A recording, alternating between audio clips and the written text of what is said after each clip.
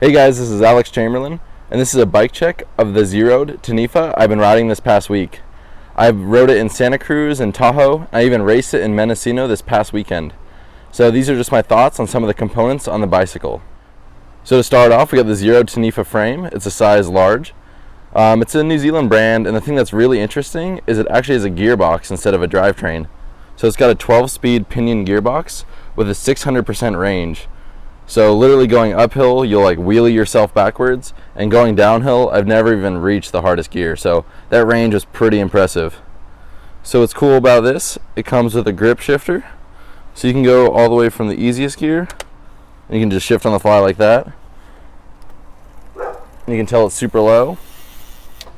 And then I can just shift it up all the way to 12, sitting right there. And then it's in a very hard gear.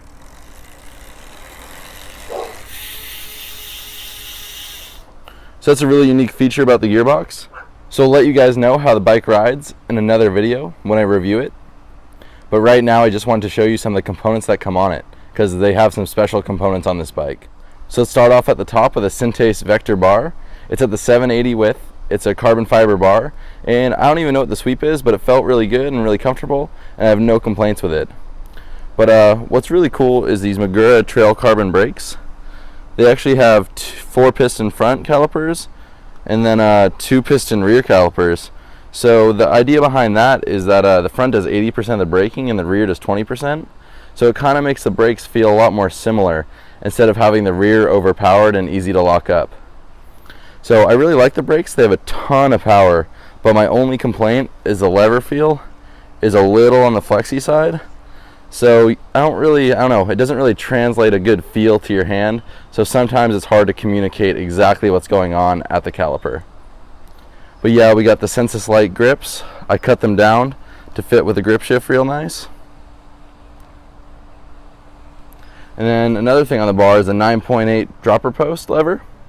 It's very similar to the Wolf Tooth Components lever. Actually, I think it's the exact same, just a longer lever. And it's attached to this 9.8 fall line 170mm drop post. When it's working properly, definitely the best post I've ever felt. It's so smooth, the actuation is really nice. But a couple issues I've had is I don't know if it leaks air. Over time it seems to not go up as fast. And then these rails, I've tightened them to 12 Newton meters as it says, and I still got some slippage on the rails, so I might need some like carbon fiber grease on that. But yeah, when the post is working, it's phenomenal. So another part that people will be really interested in is a Cane Creek Helm fork. It's a 160 fork, and my initial impressions are it's pretty much as good as the Fox 36 or the RockShox Lyric. There's no real differences I can tell. I mean, it's not better for sure than the others, but it's on par. It's not a bad fork if you guys want to go out and purchase it, if you want something different. But the one thing I didn't really like is this axle. This axle uses like a quarter turn thing going on here. You gotta push this side of the axle in, and you gotta flick this knob, but that's after the axle is pushed in, and then it will slide right out. I don't know, it's a quick design, but it's not my favorite, and it took a lot to get used to it. But the Cane Creek double barrel, I don't know if it was either the suspension, just the design being amazing because of no unsprung weight, or that the Cane Creek shock is just phenomenal. But the rear suspension is some of the best I've ever felt. And yeah, kudos to Cane Creek or Zerode. Either one is making this bike go downhill like crazy. So onto the wheels. It has the Derby 35mm rims. They're really light and they get up to speed really quickly, but I don't know if I prefer how wide they are.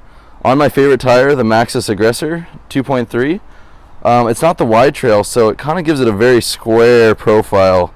So in my opinion, I don't know, there's a lot of switchbacks at the race last weekend, and when you slide it, it doesn't feel as predictable. It feels like it falls off because it's so flat. So I don't know, I definitely could try out a wide trail tire, but so far I'm not a huge fan of the super wide rims. But another thing about these wheels, 120 point engagement, and they're nowhere near as loud as the Industry 9s, so I don't know, I'm a big fan of this rear hub, made by Pinion. Yeah, and onto the front, we got the same 35mm inner width Derby rim, but we got the Maxxis DHF 2.5 wide trail. So as you can tell, the profile gets a lot more rounded. So you actually, when you're cornering, you can lean onto this side edge and it feels really nice. So I actually didn't mind the super wide rim in the front, but that's also because I have the right spec tire. So other than that, that's just a quick bike check of the Zerode Taniwha. And yeah, the review's coming out soon. For now, the bike suspension is incredible.